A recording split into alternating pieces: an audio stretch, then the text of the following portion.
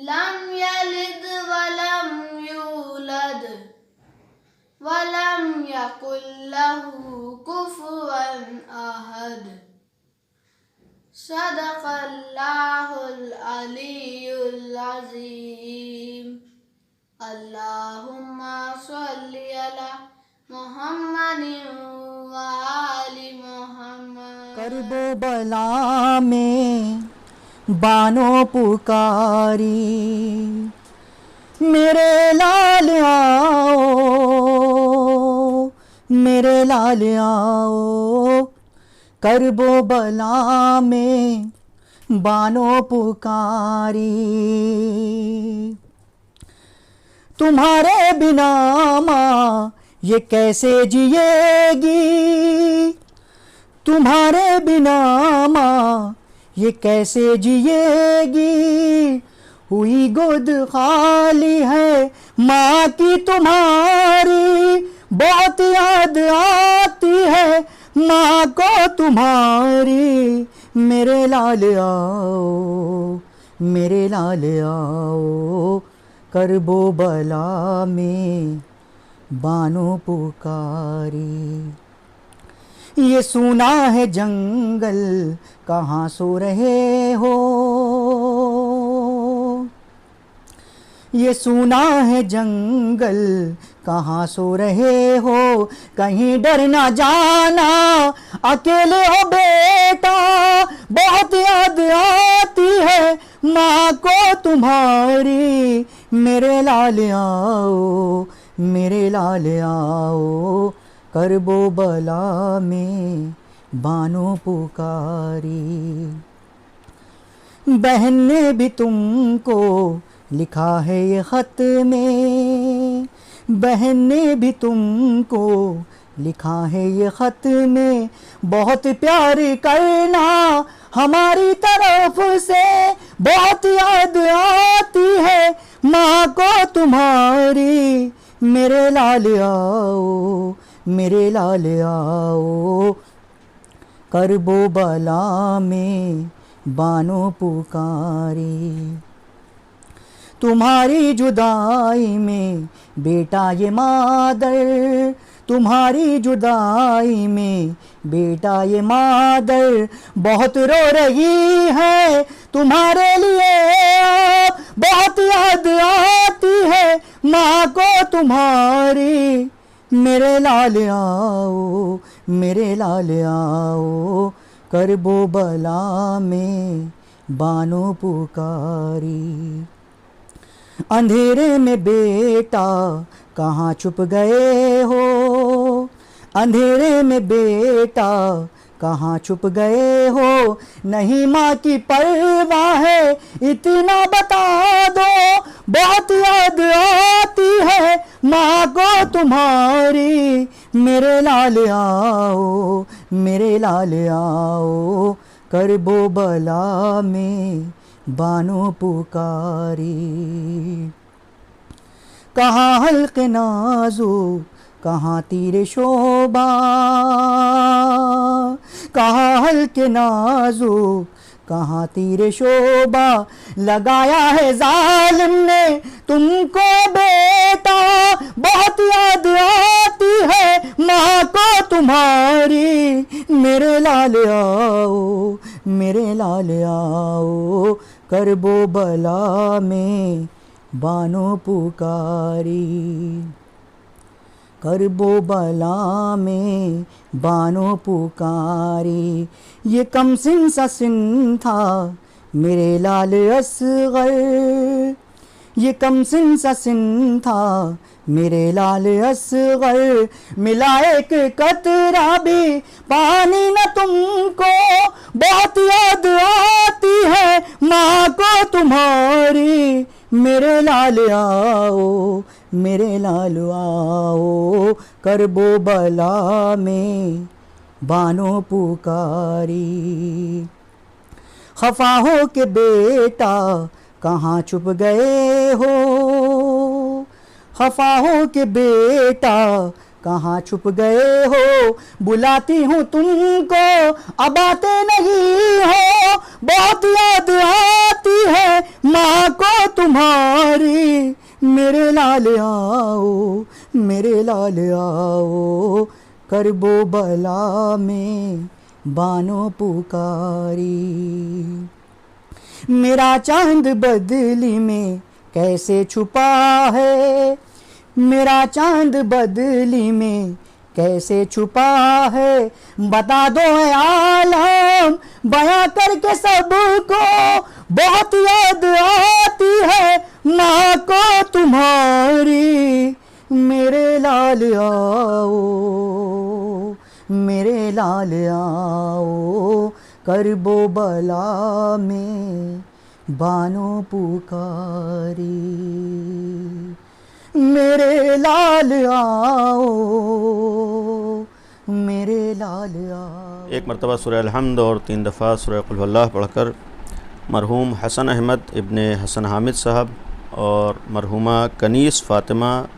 بنت قدیر حسین صاحب اور جملہ مرحومین مومنین مومنات کی ارواح کو ایصال کر دیں۔ بسم اللہ الرحمن الرحیم،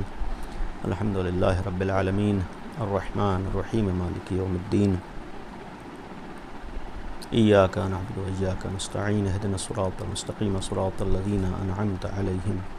غیر المغضوب علیہم ولا الضالین۔ بسم اللہ الرحمن الرحیم، قل هو اللہ احد اللہ الصمد لم یلد ولم یولد ولم یکن له کفوا احد۔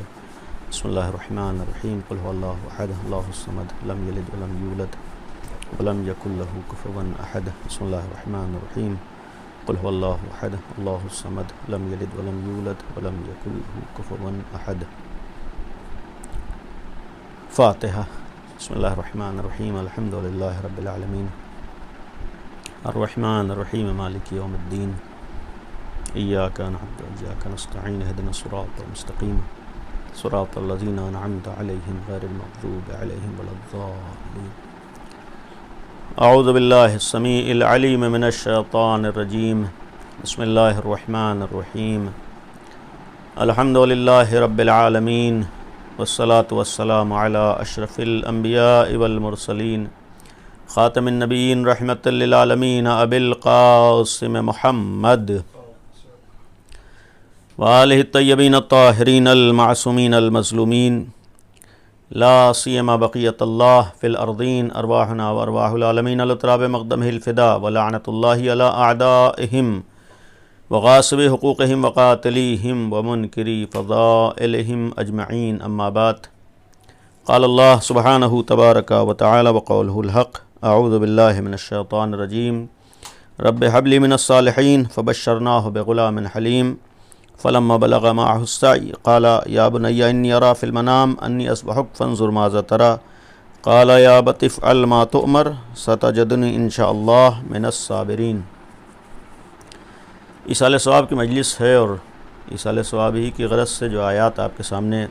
تلاوت ہیں، اس آیات کا تعلق ماہ ذی الحجہ سے ہے، اور ماہ ذی الحجہ کی اہم تاریخوں میں سے ایک اہم تاریخ کا تعلق ان آیات سے ہے۔ گویا ان آیات میں اس واقعے کی جانب اشارہ ہوا ہے کہ جسے اس وقت دنیا میں تمام مسلمان واقعے کے ضمن میں آج بھی اس کی یادگار مناتے ہیں۔ وہ یادگار ہے جناب ابراہیم اور جناب اسماعیل کی قربانی کی یاد بنانا، اور در حقیقت اس قربانی کی یاد بنانے میں بہت سے پیغامات ہمارے لیے ہیں، جن میں سے ایک پیغام یہ ہے کہ جو جذبہ جناب ابراہیم کے اندر تھا کہ اپنی انتہائی قیمتی چیز اللہ کی راہ میں قربان کرنے کے لیے تیار رہے، بلکہ عملی اس کا نمونہ پیش کیا، یہ ہمارے لیے پیغام تھا کہ ہم بھی ہر سال اس بات کی تجدید کریں کہ اللہ کے لیے اپنا سب کچھ قربان کرنے کے لیے تیار رہیں۔ اور انہی پیغامات میں سے جہاں پر اللہ کے لیے سب کچھ قربان کرنا ہے، یہ یقین رہے کہ سب کچھ اللہ کے اختیار میں ہے اور ساری چیزوں کا فیصلہ اللہ کے ہاتھ میں ہے، اور اللہ ہمارے لیے جو بھی فیصلہ کرتا ہے وہ بہتر ہی ہوتا ہے۔ جناب ابراہیم کو بھی اگر خواب دکھایا گیا ہے تو یہ خواب ایسا نہیں تھا کہ ان کے لیے کوئی تصور کیا جائے کہ ناانصافی تھی یا ظلم تھا یا ایک ان کے لیے غلط تھا، نہیں، اللہ کے لیے اگر اپنے ابراہیم جیسے نبی کے سامنے یہ مرحلہ آیا ہے تو یہ بھی یقیناً چاہے امتحان کی شکل میں ہو، سخت ہو، مصیبت کی شکل میں ہو، بلا کی شکل میں ہو، لیکن جناب ابراہیم کے حق میں بہتر ہی کہا جائے گا، اس لیے کہ برگزیدہ نبی ہیں۔ اللہ نے اگر انہیں اس سختی سے گزارا ہے تو یقیناً اس میں کوئی نہ کوئی مصلحت ہے۔ ضروری نہیں ہے کہ ہر انسان اس مصلحت کو پہنچ سکے۔ کہنے کا مقصد یہ ہے کہ اگر ابراہیم کے واقعے کے آج ہمیں یاد منانا ہے تو اس یاد کے ضمن میں یہ بھی ایک احساس رہے کہ اللہ کا ہر فیصلہ ہمارے حق میں بہتر ہوتا ہے، اور انہی فیصلوں میں سے موت و حیات کا فیصلہ بھی اللہ کے ہاتھ میں ہے۔ کبھی کبھی کسی عزیز کا بچھڑنا، رشتہ دار کا جانا انسان کے لیے سخت لگتا ہے، لیکن یہ واقعات اور قرآنی آیات ہمارے سامنے پیغام ہے کہ یہ بھی یقین رہے کہ موت و حیات بھی اللہ کے ہاتھ میں ہے۔ خلق الموت والحیات، وہ موت کو بھی پیدا کرتا ہے اور زندگی کو بھی پیدا کرتا ہے۔ جب موت و حیات کا خالق اللہ ہے تو اس نے اپنے اعتبار سے، اپنی مصلحت کے اعتبار سے ہمارے فائدے کے لیے ساری چیزوں کو پیدا کیا ہے، تو موت بھی یقیناً ہمارے لیے بہتر ہے، حیات بھی ہمارے لیے بہتر ہے، اور اس موت و حیات کے لیے اللہ کا فیصلے کے ساتھ ساتھ ایک امتحانی مرحلہ بھی بعض لوگوں کے لیے ہوتا ہے، اور وہ امتحانی مرحلہ صرف جدائی کی بنیاد پر ہے۔ اسی لیے ہماری شریعت اگر ایک طرف یہ حکم دیتی ہے کہ تم اللہ کے اس فیصلے کو پر راضی رہو، دوسری طرف اگر انسان اپنے عزیز کے بچھڑنے پر غمزدہ ہو، رنجیدہ ہو، آنسو بہائے، تو اس کی بھی تائید کرتی ہے، چونکہ فطرت کے خلاف کوئی شریعت کا حکم نہیں ہے۔ اگر انسانی فطرت اپنے عزیز سے بچھڑ جانے کی وجہ سے رنجیدہ ہونا ہے تو ہمارا دین اس کی تائید کرتا ہے۔ تو پہلی چیز ہے کہ موت و حیات بھی اللہ کا فیصلہ ہے، اور پھر اس واقعے میں جس کا ذکر میں نے آیات کے شکل میں کیا، قرآن مجید کی سورہ مبارکہ صافات سورہ ہے، 37واں سورہ، اور اس کی آیت نمبر 100 سے اس واقعے کا آغاز ہے کہ رب حب لی من الصالحین۔ جناب ابراہیم نے اللہ سے دعا کی تھی، خدایا مجھے نیک اور صالح اولاد عطا کر۔ روایات میں ہے کہ جناب ابراہیم کی عمر اس وقت 99 سال کی ہے۔ یہ بھی ایک اللہ کا اسی واقعے کے ضمن میں اعلان ہے کہ انسان کو حتیٰ اس مرحلے میں بھی آ کر مایوس نہ ہونا چاہیے۔ جناب ابراہیم کے واقعے کا قرآن میں بیان کرنا اور قیامت تک اس واقعے اور قرآن کا باقی رہنا دلیل ہے کہ اللہ جب مصلحت سمجھتا ہے انسان کو نعمتوں سے نوازتا ہے۔ انسان کے لیے اللہ کے فیصلے کے لیے ایسا نہیں ہے کہ ہم سوچیں دیر ہو گئی، تاخیر ہو گئی۔ جب بھی فیصلے خدا ہو تو پہلی چیز ہے کہ اس عمر میں اللہ سے دعا کر رہے ہیں۔ جناب ابراہیم بھی دعا پیغام دے رہے ہیں کہ اللہ کی ذات سے مایوس نہ ہو۔ دوسری طرف اس عمر میں جناب ابراہیم کو عطا کر کے پیغام دیا کہ اللہ جب مصلحت سمجھتا ہے انسان کو چیزیں عطا کرتا ہے۔ اولاد کی دعا ہے، تمنا ہے، رب حب لی من الصالحین، پروردگارہ مجھے نیک اور صالح اولاد عطا فرما۔ فبشرناہ بغلام حلیم۔ اب یہاں سے جناب اسماعیل کا تذکرہ ہے کہ ہم نے انہیں ایک بردبار اور حلیم بیٹے کی بشارت دی۔ فلما بلغ معہ السعی، جب وہ بیٹا چلنے پھرنے کے لائق ہو گیا، روایات میں ہے کہ تقریباً 13 سال کی عمر جس وقت ہو گئی، قال یا بنیہ، اس وقت جناب ابراہیم نے اپنے بیٹے سے کہا، میرے لال، انی ارا فی المنام، میں خواب دیکھ رہا ہوں، گویا مسلسل دیکھ رہے تھے، کئی دفعہ دیکھا ہے، یہ دیکھ رہا ہوں انی اصبحک، کہ میں تمہیں ذبح کر رہا ہوں، فانظر ماذا تری، اب یہ بتاؤ کہ اس سلسلے میں تمہاری کیا رائے ہے۔ قالا، تو جواب دیا جناب اسماعیل نے، یا ابت افعل ما تؤمر، بابا جان اس حکم کو بجا لائیے جو آپ کے طرف اللہ کی جانب سے نازل کیا گیا، جس سے اللہ نے آپ کے سامنے بیان کیا ہے، جس چیز کا حکم دیا اس پر عمل کیجئے۔ ستجدنی انشاءاللہ من الصابرین، کہ انشاءاللہ آپ مجھے صبر کرنے والوں میں قرار پائیں گے۔ اور ضمناً ان تبرکاً آیات کو پیش کر دو۔ اس کے بعد ہے فلما اسلما، جب یہ دونوں تسلیم ہو کر اللہ کی بارگاہ میں آ گئے، تیار ہو کر آ گئے، فیصلہ کر کے آگے، وَتَلَّهُ لِلْجَبِينِ، اور اپنی پیشانی کو جھکایا، وَنَادَيْنَاهُ یا ابراہیم، پھر وہ واقعہ اس کے بعد کیا ہے کہ جس وقت ذبح کیا ہے، اپنے اعتبار سے واقع خواب کو پورا کیا ہے اور اپنے بیٹے کو ذبح کیا ہے۔ یہ اور بات ہے کہ مصلحت خدا یہ تھی کہ جناب اسماعیل بچ گئے اور دمبا ذبح ہو گیا، تو اس وقت وَنَادَيْنَاهُ یا ابراہیم، ہم نے ابراہیم کو آواز دیا، ابراہیم قد صدقت الرؤیا، کہ تم نے یقیناً خواب کو سچ کر دکھایا، اِنَّ كَذَلِكَ نَجْزِي الْمُحْسِنِينَ۔ یہاں جناب ابراہیم امتحان دے رہے ہیں اور اس امتحان میں کامیاب ہو رہے ہیں۔ اللہ کہہ رہا ہے کہ ہم اسی طریقے سے محسنین کو جزا دیتے ہیں، نیک کام کرنے والوں کو۔ یعنی گویا اگر ہم غور کریں کہ اس امتحان سے کے بعد اس آیت کا پیغام ہمارے لیے ہے کہ اگر ہم اللہ کی راہ میں کوئی بھی قربانی دیتے ہیں، کوئی امتحان دیتے ہیں، تو یہ بھی اللہ کا ایک احسان ہوتا ہے کہ اس امتحان اور قربانی سے کامیابی کے ساتھ گزر جائیں۔ اور پھر ان ھذا لہو البلاء المبین، اس کے بعد کی آیت ہے کہ یہ یقیناً سخت امتحان تھا، یعنی دنیا نہ سوچے کہ آسان تھا، بہت سخت امتحان تھا، بلائے مبین تھی۔ وفدیناہ بذبح عظیم، پھر آخر میں یہ ہے کہ ہم نے اس قربانی کا فدیہ ذبح عظیم کو قرار دیا ہے، یعنی اس سے بڑی بھی ایک قربانی ہم نے رکھی ہے۔ وترکنا علیہ فی الآخرین، اور آخرین کے لیے اس کو چھوڑا ہے اور نمونۂ عمل قرار دیا ہے۔ یہ گویا مسلسل آیات تھیں، ان آیات میں باپ بیٹے کا تذکرہ ہے، بہت سے پیغامات ہیں۔ ایک چیز آیت میں قابل غور ہے، چونکہ ایک مرحوم کے اصالہ ثواب کی مجلس ہے، رشتہ داروں کی طرف سے، اعزاء کی طرف سے آج کے دور کا ایک اہم پہلو اور جس چیز کی شاید بہت زیادہ ضرورت ہو وہ باپ بیٹے کے رشتے ہیں۔ اور یقیناً آج کہنے کو ہر انسان کہتا ہے کہ اولاد کے اوپر واجب ہے کہ اپنے باپ کا احترام کرے، خیال کرے، باپ کے لیے لازم ہے کہ اولاد کی فکر کرے، لیکن کس طریقے سے کرنا ہے اور ہمارے ہاں عملی صورت اس کی کیا ہے، صورتحال کیا ہے۔ اور واقعاً آج بہت سی برائیاں اور بہت سی خرابیوں کا سبب اسلامی تعلیمات پر عمل نہ کرنا ہے، اور سب سے بڑا المیہ آج ہمارے سماج میں اور ہمارے معاشرے میں یہ ہے کہ ہم میں سے بہت سے افراد جانتے ہیں، جاننے کے بعد بہت سی کوتاہیاں ہماری زندگی میں پائی جاتی ہیں۔ یعنی ایک انسان کو نہ معلوم ہو اور اس کے بعد غلط راستے کو اپنائے یہ اور ہے، لیکن معلوم ہونے کے بعد غلط راستے کو، آج کون ایسا کم از کم شیعہ اہل بیت ہے، امیر المومنین کا شیعہ ہے، جسے نہیں معلوم ہے کہ ماں باپ کا احترام کس طریقے سے ہونا چاہیے؟ کون ایسا نوجوان ہے جسے نہیں معلوم ہے کہ ماں باپ کی کس طریقے سے پیروی کرنا ہے، کس طریقے سے ان کے حقوق کو ادا کرنا ہے، کیسے ان کے ساتھ پیش آنا ہے، کیسا ان کے ساتھ ہمارا رویہ ہونا چاہیے، کیسا ہمارا برتاؤ ہونا چاہیے؟ کون ایسا نوجوان ہے کہ جسے کلی طور پر معلوم نہ ہو؟ لیکن پھر بھی آج عملاً ہمارے یہاں صورتحال کیا ہے؟ اور پھر برعکس بھی معاملہ ہے، چونکہ شریعت کا حکم دو طرفہ ہے، ایسا نہیں ہے کہ اللہ نے صرف ایک کو پابند بنایا ہے۔ جس طریقے سے اولاد کو پابند بنایا ہے کہ باپ کے ساتھ اچھا برتاؤ ہو، باپ کے ساتھ اچھا سلوک ہو، اسی طریقے سے ماں باپ کو بھی پابند بنایا ہے کہ ان کو اولاد کے ساتھ کیسے پیش آنا ہے، اولاد کی کیسے تربیت کرنا ہے، اولاد کا کیسے خیال کرنا ہے۔ یعنی جس طریقے سے اولاد کے اوپر ذمہ داریاں، ویسی ماں باپ کے اوپر ذمہ داریاں ہیں۔ اور خود یہ واقعہ ہمارے لیے پیغام ہے کہ جناب ابراہیم کا پہلا ایک مرحلہ ہے کہ جس وقت نوجوانی کے مرحلے میں پہنچ گئے، چونکہ اگر ہم روایات کو دیکھیں، روایات میں تربیت کے جو طریقے اور انداز بیان ہوں، اس میں مثلاً ہے کہ 7 سال تک انسان اس کے ساتھ انتہائی نرم، انتہائی ہمدردی والا اور اس کو چھوٹ دینے والا اور اس کے ناز نخرے اٹھانے والا مرحلہ ہونا چاہیے، یعنی 7 سال تک اس کی بات ماننا ہے۔ لیکن خود اسلام میں 7 سال سے 14 سال تک اس کے ساتھ سختی کے ساتھ پیش آنا ہے، اسے دین کا پابند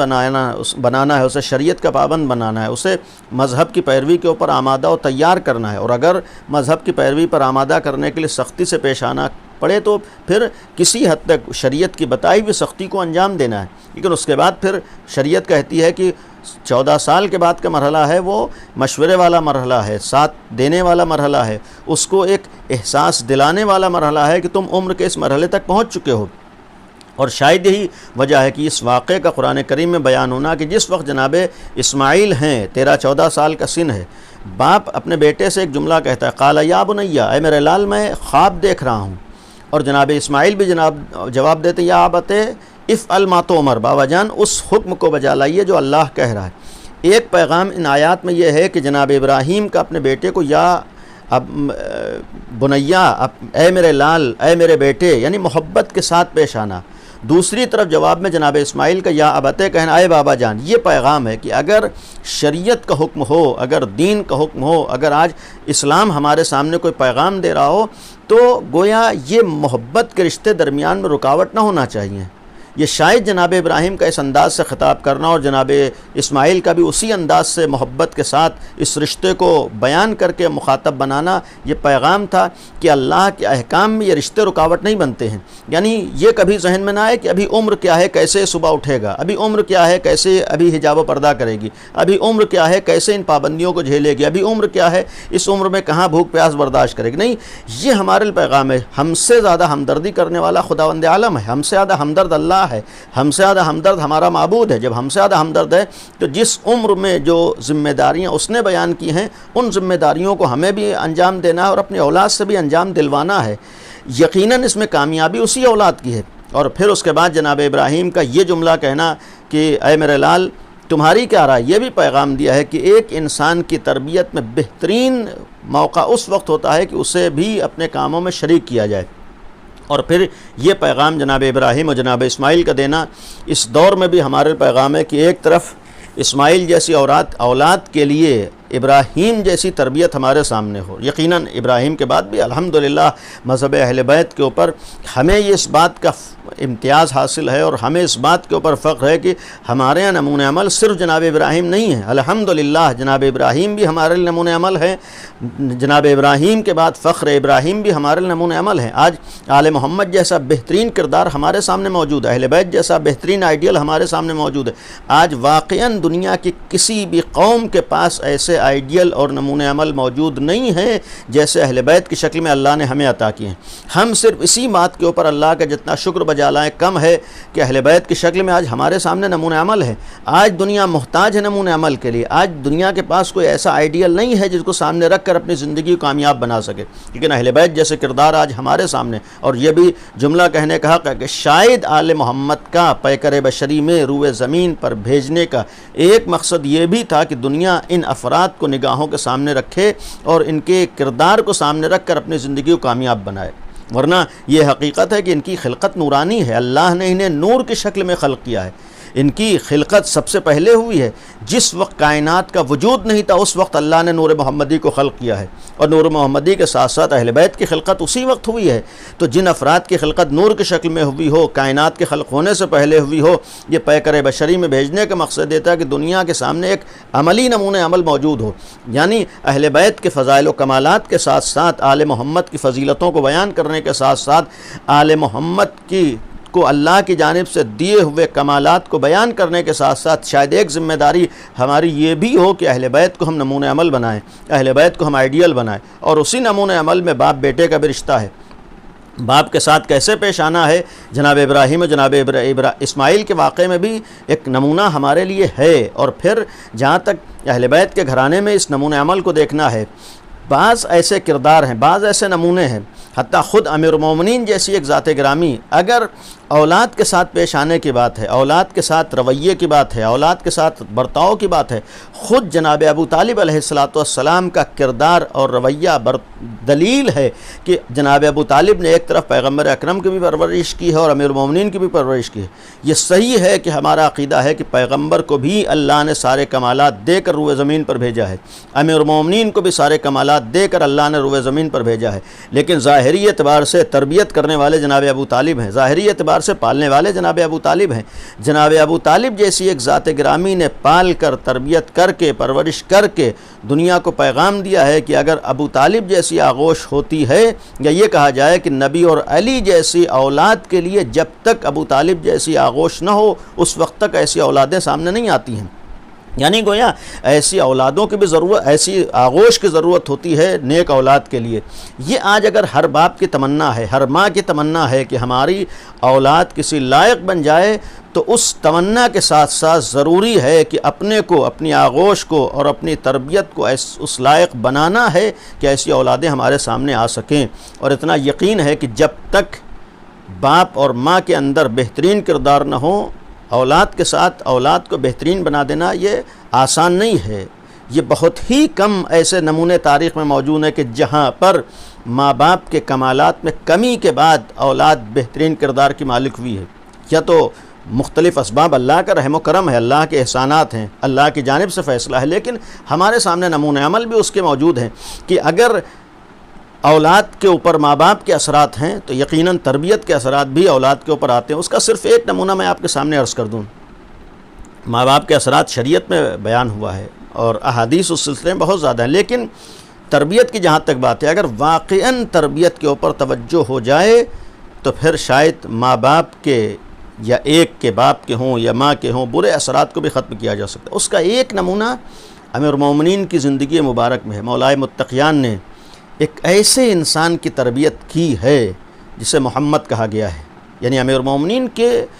زندگی کا اگر ہم جائزہ لیں، امیر المومنین کے دور میں ایک ذات گرامی ہے جسے امیر المومنین نے اپنے بیٹا کہا ہے، آپ تاریخ اٹھا کر دیکھیں ان کا باپ کون ہے. باپ کے اندر کوئی کمال نہیں، باپ کے اندر کوئی فضیلت نہیں ہے، باپ کے اندر کوئی بھی اچھی صفت نہیں ہے، لیکن یہ تربیت امیر المومنین کا اثر ہے کہ ایسے باپ کے بعد بھی علی ابن ابی طالب نے جو تربیت کی ہے، اس تربیت کی بنیاد پر علی نے اپنی اولاد کہا ہے، اپنا بیٹا کہا ہے. یعنی امیر المومنین کا اپنا بیٹا کہہ دینا آسان نہیں ہے. یہ اس بات کی دلیل ہے کہ اگر اچھی تربیت مل جائے تو انسان پھر ان کمالات تک پہنچا کرتا ہے. تو آج کے دور کی ایک ضرورت اور آخری بات اس حوالے سے کہ جہاں تک اولاد کی ذمہ داری ہے کہ باپ کے ساتھ ہمیں کیسے پیش آنا ہے، باپ کے ساتھ رویہ کیسا ہونا چاہیے. چونکہ مرحومین کے اصالہ ثواب کی مجلس ہے، اس لیے بس ایک جملہ عرض کر دوں کہ آج روایات گواہ ہیں کہ جب تک انسان کو اللہ توفیق نہ دے اور اس توفیق کے بنیاد پر انسان کوشش نہ کرے، آسان نہیں ہوتا ہے ماں باپ کا حق ادا کر دینا. اور یہ یقین رہے کہ ماں باپ کے سلسلے میں جو ذمہ داریاں ہمارے اوپر عائد ہیں اور ان ذمہ داریوں کے سلسلے میں جو آیات اور احادیث ہمارے سامنے ہیں، اتنا یقین ہے کہ جب تک ہم ماں باپ کے ساتھ حسن سلوک نہ کریں، جب تک ماں باپ کے ساتھ اچھا برتاؤ نہ کریں، ماں باپ کے ساتھ ہم جس انداز سے پیش آنا چاہیے اس انداز سے نہ پیش آئیں، کم از کم ایک جملہ کہوں گا کہ اگر ہم ماں باپ کی ذمہ داریوں کو پورا نہ کریں، ماں باپ کے حقوق کو ادا نہ کریں، تو آسان نہیں ہے آل محمد کے حق کو ادا کر لینا. آج اہل بیت کا نام لے لینا بہت آسان ہے، آج ولایت آل محمد کا دم بھر لینا بہت آسان ہے، آج اپنے کو مولائی کہہ دینا بڑی شان سے بہت آسان ہے، لیکن ماں باپ کے حقوق ادا کر کے ولایت آل محمد کو سمجھنا یہ اصل ہے. اور اگر واقعاً ہم اہل بیت کی ولایت کو سمجھنا چاہتے ہیں، اس اہل بیت کی ولایت کو سمجھنے کا ایک نمونہ گھر میں پائی جانے والی ولایت کو ہم سمجھیں. پہلے ہم اپنے ماں باپ کے ساتھ اچھے سلوک کریں، ماں باپ کی پہلے ہم اہمیت کو سمجھیں. اگر ہم ایک باپ کی ولایت کو ادا کرنے کے حق نہیں رکھتے ہیں، آج اگر ہم باپ جیسی ایک ظاہر سی بات ہے معمولی ولایت کا بھی ہم حق ادا کرنے کے لائق نہیں ہو پائے ہیں، تو کیا ممکن ہے کہ آل محمد کی ولایت کا حق ادا کر دیں؟ نہیں. اگر آل محمد جیسی ذات کی ولایت کا حق ادا کرنا ہے تو پہلے اپنے گھر میں ماں باپ کی ولایت کے حق کو ادا کرنا ہوگا، اور پھر ہم اسی دائرے میں آ کر اس محدود دائرے میں ماں باپ کی ولایت کی اہمیت کو سمجھیں. آج اگر قرآن کریم نے ایک جملہ کہا ہے کہ وَقَضَىٰ رَبُّكَ أَلَّا تَعْبُدُوا إِلَّا إِيَّاهُ وَبِالْوَالِدَيْنِ إِحْسَانًا إِمَّا يَبْلُغَنَّ عِندَكَ الْكِبَرَ أَحَدُهُمَا أَوْ كِلَاهُمَا فَلَا تَقُل لَّهُمَا أُفٍّ وَلَا تَنْهَرْهُمَا. آیت کا مفہوم یہ ہے کہ باپ کی ولایت تمہارے اوپر یہ ہے، بلکہ کہا جائے کہ ماں کے سلسلے میں بھی ماں باپ کی اہمیت اور ولایت کا ایک پہلو یہ ہے کہ تم کوئی ایسا لفظ اپنی زبان سے لا تقل لهما أُفٍّ کا ایک مفہوم یہی ہے کہ تمہاری زبان سے کوئی ایسی بات نہ نکلے، کوئی ایسا جملہ نہ نکلے، کوئی ایسا لفظ نہ نکلے جو ماں باپ کی اذیت و تکلیف کا سبب ہو. یعنی ولایت کا ایک مفہوم ہے کہ تمہیں اپنی زبان سے کوئی ایسا لفظ نہیں نکالنا ہے جو ماں باپ کو تکلیف پہنچا رہا ہو. اور وَلَا تَنْهَرْهُمَا کا مطلب یہ ہے کہ تمہیں کوئی ایسا کام نہیں کرنا ہے کہ جس کی وجہ سے ماں باپ کو اذیت و تکلیف پہنچے. اگر ایک گھر کے اندر ماں باپ کی ولایت کا ایک مفہوم یہ ہے کہ ہم کوئی ایسا لفظ زبان سے نکالنے کا حق نہیں رکھتے ہیں کہ جو ان کی مرضی کے خلاف ہو، جو یقیناً وہ معصوم نہیں ہے، اگر ہمیں کوئی ایسا کام کرنے کا حق نہیں ہے کہ جو ان کی مرضی کے خلاف ہو، تو ہم پہچانیں جب ایک گھر کی ولایت کے سلسلے میں اتنی ذمہ داریاں ہیں تو آل محمد کی ولایت تو پوری کائنات کے اوپر ہے، کہ پھر آل محمد کے سلسلے میں کتنی ذمہ داریاں ہوں گی. اسی لیے میں نے کہا کہ اگر ہم گھر کے اندر کی ولایت کو سمجھ لیں، ہم ماں باپ کی ذمہ داریوں اور ماں باپ کی طرف سے جو ہمارے اوپر حقوق عائد ہوئے ہیں ان حقوق کو ادا کر لیں، تبھی اہل بیت کی ولایت کے ہم حق کو ادا کر سکتے ہیں. ورنہ زبان سے حق اہل بیت کا ذکر کر لینا تو بہت آسان ہے، لیکن ان کے حق کو سمجھ کر ان کے حق کو ادا کر لینا آسان نہیں ہے. ہماری ایک کوشش یہ بھی ہونا چاہیے کہ ہم اہل بیت کے حق کو ادا کر سکیں. اور ختم کر رہا ہوں، اتنا یقین رہے کہ اگر کوئی ماں باپ کے حق کو ادا نہیں کر سکتا ہے، اہل بیت کے حق کو نہیں ادا کر سکتا، اور جو اہل بیت کے حق کو ادا نہ کر سکے ہرگز اللہ کے حق کو ادا نہیں کر سکتا ہے. اللہ تک پہنچنا ہے تو اس کا راستہ اہل بیت ہیں، اور ظاہری اعتبار سے اپنے گھر میں اگر آل محمد کی عظمت کو سمجھنا ہے تو اس کا ایک راستہ ہمارے ماں باپ ہیں. ہم آسان نہ سمجھیں، اپنی مرضی پر عمل کر لینا آسان ہے، اپنے دل میں آئی ہوئی بات پر عمل کر لینا آسان ہے، اپنے جذبات کی پیروی کر لینا آسان ہے، لیکن اگر اپنی زندگی کو کامیاب بنانا ہے، آل محمد کی ولایت تک پہنچنا ہے اور اہل بیت کی ولایت کے ذریعے اللہ کی ولایت تک پہنچنا ہے، تو ماں باپ کی مرضی پر بھی عمل کرنا ہوگا، البتہ شریعت کے دائرے میں، البتہ عقل کے دائرے میں ماں باپ کی مرضی کا خیال بھی کرنا ہوگا. اور یہ ہمیں آل محمد کے گھرانے سے پھر نمونے دکھائی دیتے ہیں. کربلا جیسی ایک جگہ جہاں پر وہاں بھی ماں باپ کے رشتوں کو بیان کیا گیا، وہاں بھی اولاد اور بیٹے کے رشتے کو بیان کیا. جناب ابراہیم اور جناب اسماعیل جیسا ایک نمونہ بیان کرنے کے بعد قرآن کریم کا یہ جملہ کہنا وَفَدَيْنَاهُ بِذِبْحٍ عَظِيمٍ کہ ہم نے اس کا فدیہ ذبح عظیم کو قرار دیا ہے. جناب ابراہیم ابراہیم کے واقعے کو بیان کر کے قرآن کریم کا جملہ کہنا ان ھذا لھو البلاء المبین، یہ ابراہیم کے لیے آسان امتحان نہیں تھا۔ اپنے بیٹے کو ذبح کرنے کے لیے کرا، اپنے بیٹے کو اپنے اعتبار سے ذبح کیا ہے، بہت بڑا امتحان دیا ہے، بہت بڑی منزل سے گزرے ہیں۔ ایک ماں باپ اور بیٹے کے نمونے کو پیش کیا۔ اگر قرآن نے کہا کہ ہم نے اس کا فدیہ ذبح عظیم کو قرار دیا ہے، تو یہ بھی پیغام ہے کہ سوچو جب ابراہیم کے لیے اتنا سخت امتحان تھا، تو جو قربانی ابراہیم کی قربانی سے افضل ہو، جو ابراہیم کی قربانی کے مقابلے میں ذبح عظیم قرار پا رہی ہو، وہ کتنا سخت مرحلہ رہا ہوگا، وہ کتنی سخت منزل رہی ہوگی، اور پھر یقیناً سخت منزل تھی۔ بس ایک جملہ اس حوالے سے کہ آج اگر قرآن کریم کی آیات کی روشنی میں ہمارے اوپر واجب ہے کہ ہم ابراہیم اور اسماعیل کی قربانی کی یاد مناتے رہیں، تو اسی آیات کی روشنی میں ہمارے لیے پیغام ہے کہ جو ذبح عظیم ہے، جو نواس نبی کی قربانی ہے، اس قربانی سے بھی ہم غافل نہ ہوں، اہل بیت کی قربانی کی بھی ہم نگاہوں میں رکھیں۔ ایام عزائے امام حسین نزدیک ہیں، یہ جناب ابراہیم اور جناب اسماعیل کی قربانی کی یاد منا کر یہ ہمارے لیے پیغام تھا کہ جس طریقے سے ابراہیم و اسماعیل کی قربانی کی یاد منانے میں کوئی کوتاہی و کمی نہ ہو، تو اس سے بڑھ کر تمہارے لازم ہے کہ جس نے ابراہیم و اسماعیل کی قربانی کی لاج رکھی ہے، یعنی حسین ابن علی، ان حسین ابن علی کی قربانی کی یاد منانے میں بھی کوئی کوتاہی نہ ہو۔ وہ بھی ہماری ذمہ داری ہے، وہ بھی ہمارا فریضہ ہے، وہ عقلی اعتبار سے بھی لازم ہے۔ البتہ ان حالات میں جتنے احتیاط اور شرائط کے ساتھ عمل ہو سکتا ہے ہمیں عمل انجام دینا ہے، لیکن حسین ابن علی کے غم سے غافل نہیں ہونا ہے، حسین ابن علی کے تذکرے سے غافل نہیں ہونا ہے، اس لیے کہ آج جو کچھ ہمارے پاس باقی ہے وہ حسین ابن علی کے صدقے میں ہے۔ آج اگر دین ہے تو حسین کے صدقے میں ہے، آج اگر شریعت ہے تو حسین کے صدقے میں ہے، بلکہ یہ جملہ کہوں کہ آج اگر انسانیت ہے تو حسین ابن علی کے صدقے میں۔ ابراہیم و اسماعیل نے بہت بڑی قربانی دی ہے، لیکن حسین کی قربانی آسان نہیں تھی، اس لیے کہ جب ابراہیم نے قربانی دی ہے، عظیم نبی ہیں، لیکن قربان گاہ میں یہ یقین کرنے کے بعد بھی کہ اللہ کا حکم ہے جسے انجام دینا ہے، لیکن جب اس حکم کے مرحلے میں آئے ہیں، جناب ابراہیم نے اپنی آنکھوں پر پٹیاں باندھ لی ہیں۔ کیوں نہ ہو، جب اسماعیل جیسا بیٹا نگاہوں کے سامنے ہو تو ابراہیم جیسا باپ بھی اپنی آنکھوں پر پٹی باندھ لیتا ہے، اس لیے کہ یہ یقین ہے کہ اللہ کے حکم کو بجا لانا ہے، لیکن فطرت انسانی کا تقاضا یہ ہے کہ اپنی اولاد نگاہوں کے سامنے ہو۔ اپنی اولاد کو قربان گاہ میں بھیج دینا ایک باپ کے لیے بہت سخت ہے، یہ جناب ابراہیم اور اسماعیل کا عمل تھا۔ لیکن دوسری طرف کربلا کا میدان ہے۔ اگر قرآن نے حسین ابن علی کی قربانی کو ذبح عظیم کہا ہے تو ہم آ کر دیکھیں کہ آج ابراہیم کے لیے ایک اسماعیل کو قربان گاہ میں بھیج دینا کتنا سخت تھا، وہاں حسین ابن علی نے اپنے 18 اسماعیل مقتل میں بھیجے ہیں، اور پھر صرف ایک ابراہیم کو قربان کرنے کی بات آئی تھی۔ جناب ابراہیم کے لیے فطرت انسانی کے تحت بہت سخت ہو گیا تھا، اپنی آنکھوں پر پٹی باندھا، لیکن حسین کے دل سے پوچھئے کہ کبھی اون و محمد کی لاشوں کو اٹھایا ہے، کبھی قاسم کے پامال شدہ لاشیں کو اٹھایا ہے، کبھی حسین ابن علی عباس جیسے بھائی کے لاشے پر پہنچے ہیں، کبھی یہی حسین ابن علی کے لیے کڑی الجوان علی اکبر کا لاشا ہے۔ کتنا سخت تھا حسین کے لیے کہ کربلا میں اپنے اسماعیل کو قربان گاہ میں بھیجنے کے بعد وہ بھی امتحان دینا پڑے کہ اپنے لال کے کلیجے سے برچھی کی یعنی نکالنا ہو۔ جناب ابراہیم کے لیے اسماعیل کے گلے پر چھری پھیر دینا اپنی آنکھوں کی پٹی باندھ کے بہت سخت تھا، بہت بڑی منزل تھی، بہت بڑا امتحان تھا، لیکن کربلا میں جو حسین نے امتحان دیا ہے، اکبر جیسے لال کے کلیجے سے برچھی کی یعنی نکال لینا، یہ حسین کا دل جانتا ہے۔ اس لیے کہ جس وقت کربلا کے تپتی ہوئی زمین پر حسین ابن علی پہنچے ہیں اور اپنے اسماعیل کو اپنے نگاہوں کے سامنے دیکھا ہے، ایڑیاں رگڑ رہا ہے،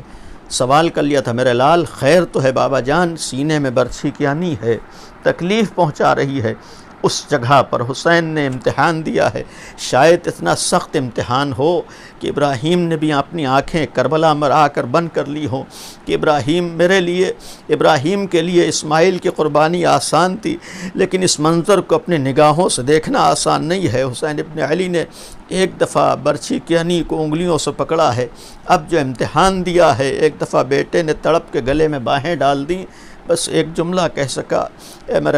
میرے بابا خدا حافظ۔ اب حسین کے سامنے کڑی الجوان کا لاشا ہے، ایک باپ کے سامنے جوان بیٹے کا لاشا ہو۔ آج ہمارے یہاں ختم کر رہا ہوں، مومنین دنیا سے جاتے ہیں، ایک مرحوم کے اصالِ ثواب کی مجلس ہے، مرحومہ کے اصالِ ثواب کی مجلس بھی ہے، آپ کتنے نمونے ایسے دیکھتے ہیں۔ آپ نے کہیں نہ دیکھا ہوگا کہ ان حالات میں بھی، سخت سے سخت دور میں بھی انتہائی دشواری اور پریشانی کے باوجود کسی نے اس مظلومیت کے ساتھ اپنے عزیز کا جنازہ اٹھایا ہو۔ آج کم از کم جتنا بدترین دور بھی ہو، اتنی انسانیت ضرور ہے کہ اگر کوئی دنیا سے چلا جاتا ہے تو اپنے ہی نہیں بلکہ غیر آخری وقت میں شریک ہو جاتے ہیں،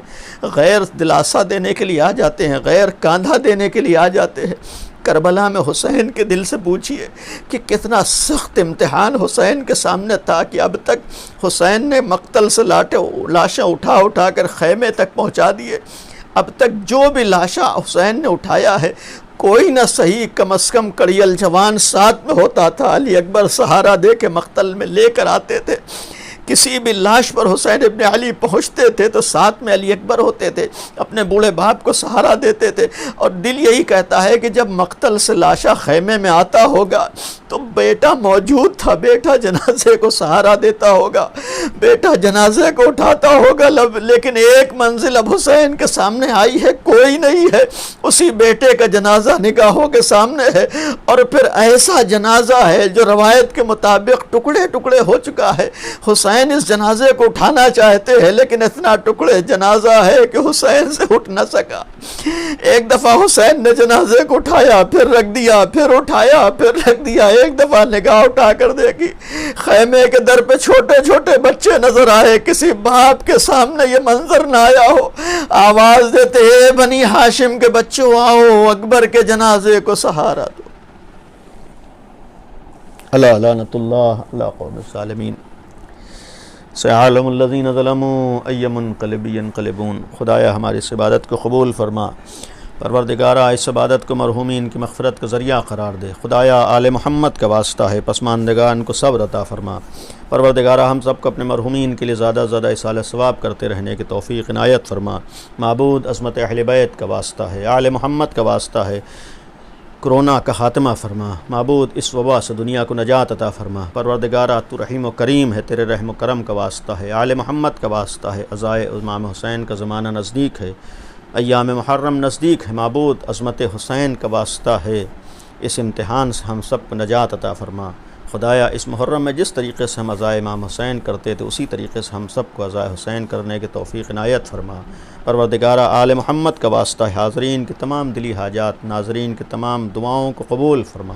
خدایا جو مومنین اس وبا کا شکار ہیں ان سب کو شفائے کامل و عاجل عنایت فرما۔ خدایا جو مومنین اس وبا کا شکار ہو کر دنیا سے رخصت ہیں ان سب کی مغفرت فرما۔ خدایا عظمت اہل بیت کا واسطہ ہے، امام زمانہ کے ظہور میں تعجیل فرما اور ہم سب کو امام کے ناصروں میں شمار فرما۔ ایک دفعہ سورہ فاتحہ کی تلاوت فرما کر مرحوم حسن احمد ابن حسن حامد اور مرحومہ کنیس فاطمہ بنت قدیر حسین صاحب اور جو ناظرین ہیں ان سب کی مرحومین جو دنیا سے رخصت ہو چکے ہیں اعزاء، ان سب مرحومین کو، جملہ مرحومین مومنین مومنات کی ارواح کو ایصال فرما دیں۔